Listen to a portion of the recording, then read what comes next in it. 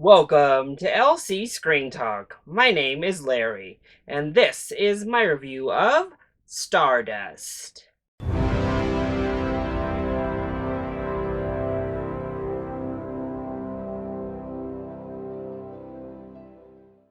Stardust is a 2020 dramatic biopic that follows the singer David Bowie as he travels across the United States to promote his new album and along the way picks up the persona of Ziggy Stardust in an effort to reinvent himself.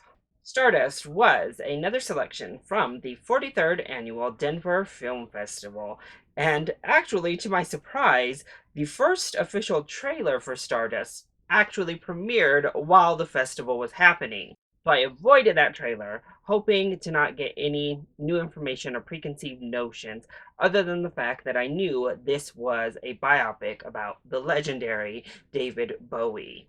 So this is my interpretation for the review of the famous Aladdin Sane David Bowie cover as part of his Ziggy Stardust tour years. I didn't go with the full out look, but just did the Larry version of the look.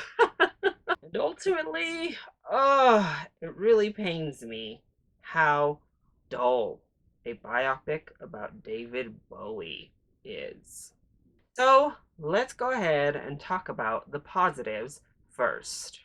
So I want to start by giving some kudos to Johnny Flynn. I think his performance did evoke David Bowie to a sense. And actually, the characterization of Bowie was one of the better aspects to the film itself.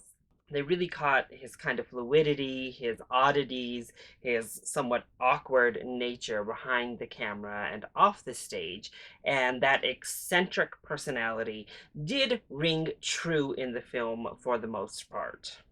I also think Mark Marone is quite good in the film as well as the manager who is taking him across the country. And he really carries a lot of the heart of the film. He has some really fantastic moments as we work through these various hard scenarios for his character. But Marone is more than capable to living up to that and, as I said, bringing a heartbeat to the film itself. Now, Jenna Malone, I think, is solid in the film. I don't think she's great. She's certainly hindered by some wig and costume choices, but I think she gives a good turn as Angie Bowie.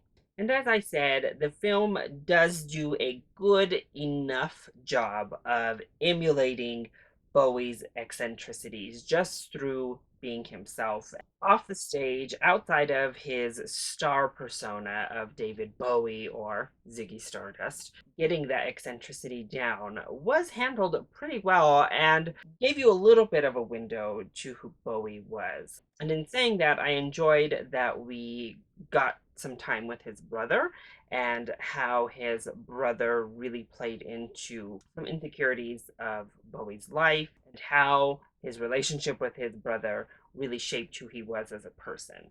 And unfortunately, that's about all of the positives I have when it comes to Stardust, because this is such a stripped down, by the numbers, bland biopic for a superstar who was anything but any of those words. It's almost like Bohemian Rhapsody version 2.0, but unfortunately, Stardust doesn't even have the rights to the David Bowie music. So the moments that saved a film like Bohemian Rhapsody were those big, bombastic, fun concert moments, and Stardust doesn't even get those. We get small little guitar ditties up on the stage, and that's it. And this film sorely, sorely needed David Bowie's music. We needed something, some bolt of energy for this movie. And it's always a bad sign when a film isn't able to get the rights to the actual work and the actual property. We're just left with this road trip movie across the country of David Bowie and this agent going from city to city, talking to people, talking to radio. It is mostly shot in very bland, flat type of camera work, and a really brown, muted color palette to it. Furthermore, the film is called Stardust, and particularly by the image, you are expecting some Ziggy Stardust in this film. You're expecting that tour and that era of Bowie, but this is pre-Stardust era. This is him working up to get there, and then, probably because we don't have the music again, we don't get to see the Ziggy Stardust persona until literally the last shot of the film. The last moment we get it. So what are we doing? And while I appreciated the stuff with his brother, I still feel we were left with so much just left on the table when it came to David Bowie himself. Between his marriage and his relationship and his internal conflicts, so much was just left out there to be explored. And a film that doesn't have music and doesn't have these performances and is really trying to then compensate by presenting a much more internal story should not have left us longing for more information and a greater dive into the life of Bowie in this point in his career. Also, as I alluded to earlier, I really think the wig work, particularly, was really not good in this film. None of the wigs looked good. I'm sorry. The costumes were okay, were a little bit better, but yeah, the wig work really distracted me. And while Bowie himself was like eccentric in the film and gave us that kind of queer feeling as we moved throughout, even his parties, his wife gave us that queer feeling, it wasn't able to strike up the aura of Bowie like, say, Rocket Man was with Elton John. And it just makes for a pretty long, kind of sloggy biopic that just doesn't represent the legend that it's supposed to be telling the story of. So overall, Stardust is a really safe, really standard, and mostly lifeless biopic for a star that deserved so much more. I don't know that it's a horrible film per se. It's competently made and it does provide some information and insight into Bowie, but it doesn't go nearly as deep as you'd hope. It also trudges along at a remedial pace.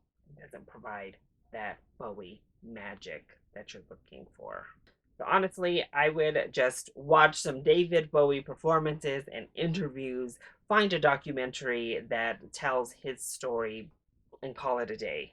And maybe down the road, catch this once it's available for free on television or through streaming. So that is my review of Stardust. I hope you enjoyed it. If you did, go ahead, click like down below and subscribe to the channel so you are always up to date on my latest videos. Also, join in on the discussion. Are you excited to see Stardust? And what is your favorite musician biopic? Let me know either in the comment section down below, or you can hit me up on Twitter. I love you all so much for your continued support. Mwah! Thank you for watching, and I'll see you next time. Bye!